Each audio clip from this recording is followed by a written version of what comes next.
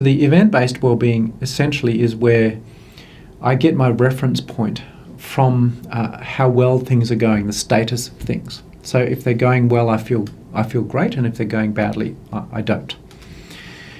And the shift that we're looking at is to rescue our sense of self from these events, from an event-based well-being model to an inner well-being model, where we can have an experience of ourselves that's simply independent of how they're going.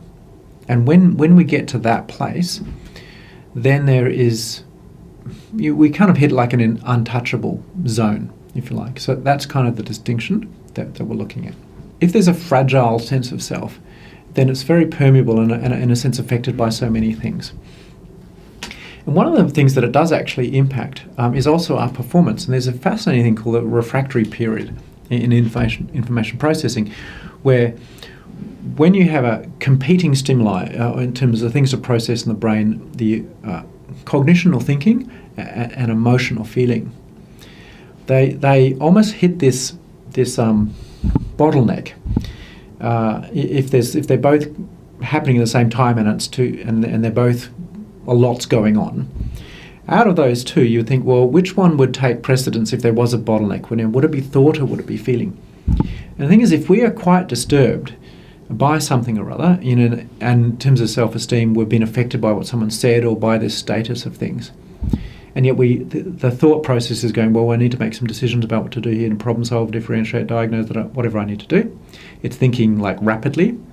And you need it to, because you're wanting to do something. Out of these two, emotion is much more linked to the reptilian brain. It's in a sense, it's connected to the survival. It's history, if you like, even though it's later brain. But out of those two, it will get processed first, which then affects performance. You can have performance anxiety, for example, and if we can manage all of that event-based worry, then it's not going to create as much static, if you like, and much traffic almost. And therefore, our cognitive capacity is going to be less hindered, you could say, and be able to process more cleanly. So that's one of the consequences, you could say, is that when we are affected by things, it affects our performance. That's the first. But then the second bit is, as I mentioned, is that our feelings just, if they get affected by something, then our emotional state rises and falls much more frequently. And what we're wanting to develop is a certain stability or equanimity. And then in that place, all of our resources are freed up to be able to act in this unhindered way. What I want to highlight, though, with the mental health conversation, which is quite a big one at the moment, is that there's a lot of discussion now in terms of resilience, and I think that's partially what we're highlighting here. And I think people do get affected by things, and almost I would say that that's level one, is to be able to build resilience. But there is also a lot more to this story, which would be worth exploring as well. Not just mental health, but also well-being. Let's just say that you could put it into three levels: what I might call unhealthy sense of self, healthy sense of self, and then no self. So unhealthy sense of self is continually personalising things all the time, like he said this or she said that, and that this happened and I feel bad, and so on. And so there's no, in a sense, robust sense of self that can manage those impacts. Okay, so that would be, you definitely would call that, a low self-esteem. And some of the diagnostic categories in the DSM would be looking at developmental theories about how some people may not have built a cohesive sense of self. It's much more permeable, and therefore when things happen, they're a lot more affected, because it's not like, well, no, that's not true for me. It's like, I don't know, if you say it is, I guess it is.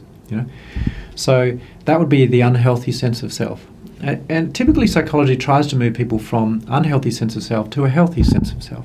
And that healthy sense of self is, look, I'm in charge of my life. I don't have to personalise that. If that's what happens, is what happens. So, and all the different ways and where that occurs. Where I would like to extend the conversation is that third state, which is from unhealthy sense of self to a healthy sense of self to the no self place. And that's where I mentioned about the neuroscience, is that this cohesive sense of self is, well, even from a neuroscience point of view, it's constructed. It's a sense of myself versus an actual physical, tangible reality.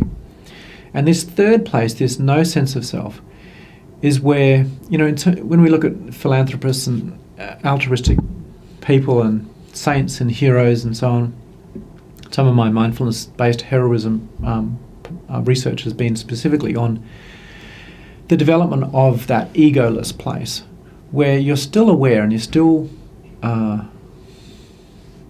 you can still function very powerfully in the world, but there's no personalizing at all.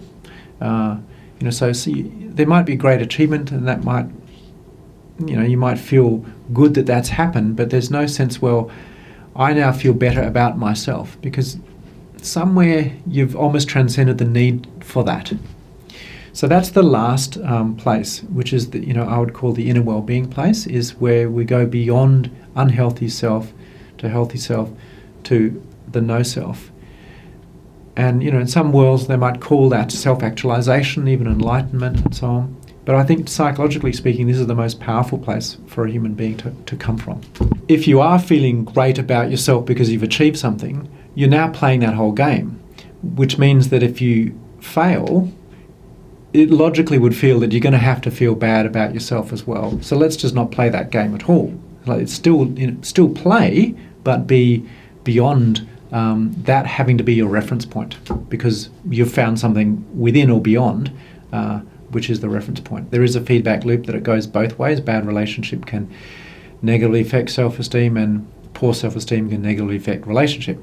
And that's back into that kind of codependency model, that I think, was it that sort of Tom Cruise line in one of the movies, she completes me. The implication of that is that you're incomplete without person X, or when person X goes, you're back to incomplete, which might potentially be great when they're there, but it's an event-based well-being model. It's dependent upon such and such. So what we're looking at is to kind of just abolish that whole thing and just be free of it. And the standard codependency model works two ways.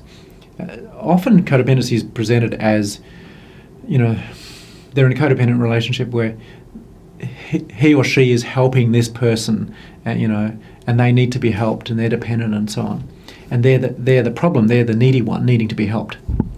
But codependency is actually both parts, which means that the person helping needs to be the helper, and that bit's often not highlighted as much. And they've also got a problem, that their sense of self is now found as helper, and if they're not helper, then where's their value, right? And that spawns a whole field of potential counsellors and whatever else, which might be doing good things, but you always want to just check the pathology driving your choices of how one helps people. You can still continue to help, but from that clean place that is not, in doing this, I now feel I have a place or a role or whatever else. Wonderful to do it, but again, to see if you can just transcend that whole external reference point telling me who I am. If we have that view that anything outside of me gives me input about me, and I value that thing. So, if it is, I value particularly nice, anything, suburb, house, blah, blah, then as soon as I value that, there's a difference in a sense between value and I get value from it. So as soon as, in a sense, I see that gives me information about me, that it's going well, we're in problematic territory. And we can be as creative as we want. It could be absolutely anything. So that the formula more is just where we place our weight. Different areas are weighted differently for each person. And it's not just relationships, it can be anything. The top 5 quality of life areas that have been to some degree predictive of the experience of well-being, quality of life, are relationships. The top 1, work, money, health, and leisure. These are the top 5. And people tend to get their sense of self from how they're going in each of these. But again, the research has found that those cumulatively, plus add any more as you want, typically never amounted to much more than about 10, 15, let's just be generous, 20% of predictor value for well-being. It's like, well, hang on, that's the major stuff that we get our sense of self from. So where's the other 80%? And they found it was my mental state about those things. So in other words, they could be potentially not so great, but my mental state is, wow, compared to where I could have been, or where my family is, or my friends are, I've been working super hard, and it's not so bad. I actually feel quite good that I'm there. In other words, they found that the mental state was the higher predictor, 80% predictor of well-being, than there's actual status of those events. Yeah. So that's really the big thing that we've found in the research.